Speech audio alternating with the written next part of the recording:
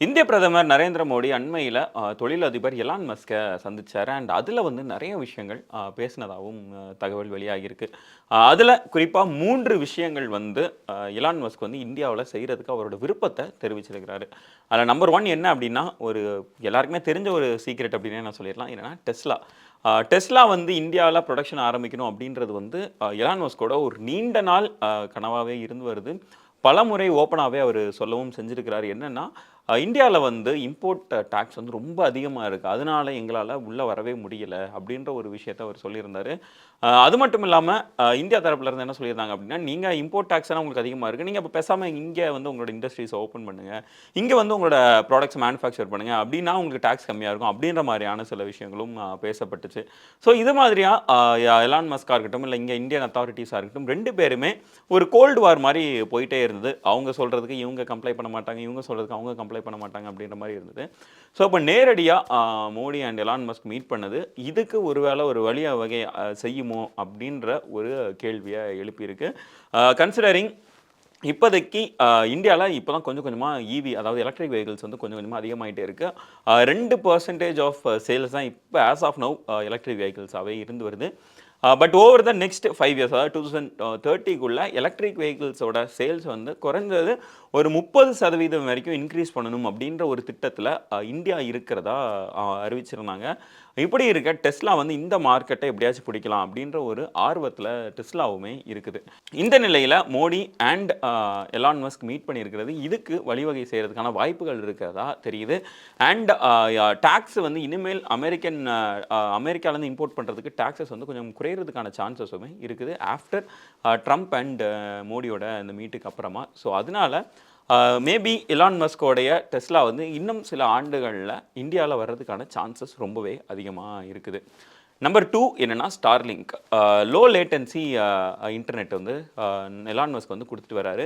அவருடைய சேட்டலைட்ஸ் பல ஆயிரக்கணக்கான சேட்டலைட்ஸ் வந்து ஆர்பிட்ல இப்போதைக்கு இருக்குது.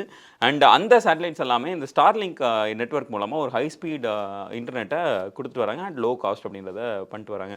அண்ட் அந்த ஸ்டார்லிங்க் வந்து இந்தியாவுக்குள்ள வர்றதுக்குமே ரொம்ப நாள் விருப்பம் தெரிவிச்சுட்டு இருக்காங்க. பட் இருந்தாலும் இங்க இருக்கிற சில காரணங்களால அவங்களால வர முடியல.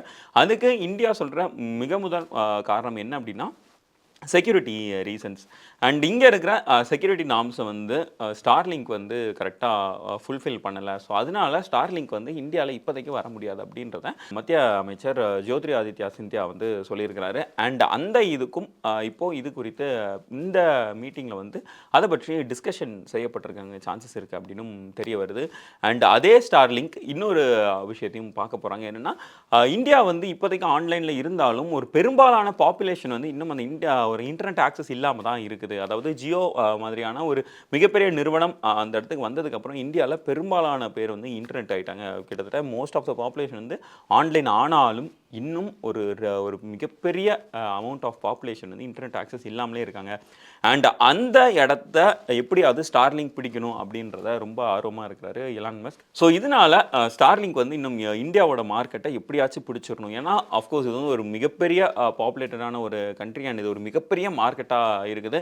அண்ட் அஃப்கோர்ஸ் சைனாவுக்கு வந்து அவங்களால போக முடியாது அப்படின்றதுனால அவங்களுடைய பிக்கெஸ்ட் அண்ட் பெஸ்ட் ஆப்பர்ச்சுனிட்டி அவங்க பார்க்குற ஒரு இடம் வந்து இந்தியா. ஏன்னா இங்கே இருக்கிற பாப்புலேஷன் எல்லாத்தையுமே அவங்க பிடிக்கும் பட்சத்தில் ஒரு மிகப்பெரிய மார்க்கெட்டாக இது அவங்களுக்கு அமையும். அண்ட் அதனால எப்படியாவது ஸ்டார்லிங்கை வந்து இந்தியாவுக்குள்ள கொண்டு வரணும் அப்படின்றதுல ரொம்ப ஆர்வம் காட்டிட்டு வராங்க. அண்ட் இந்தியா வந்து இப்போதைக்கு அவங்க வந்து இந்த டெலிகாம்ஸ் அந்த ஸ்பெக்ட்ரம் எல்லாம் அலாட் பண்ணுற ஒரு விஷயத்தையும் மஸ்க் வந்து விமர்சிச்சிருந்தாரு. இப்போ வந்து அந்த ஒரு ஆக்ஷன் மாதிரியான இல்லாமல் இப்போ வந்து இந்தியன் கவர்மெண்ட்டே டைரெக்டாக அசைன் பண்ணுறாங்க. அண்ட் அந்த ஒரு விஷயத்தையுமே மஸ்க் வந்து விமர்சிச்சிருந்தாரு. இது மாதிரி தொடர்ந்து ஸ்பெக்ட்ரம்குள்ள அவர் வந்து எப்படியாவது உள்ள வந்துடணும் அப்படின்ற ஒரு விஷயத்தை வந்து எலான் மஸ்க் தொடர்ந்து ரெஜிஸ்டர் பண்ணிட்டே இருக்கிறாரு.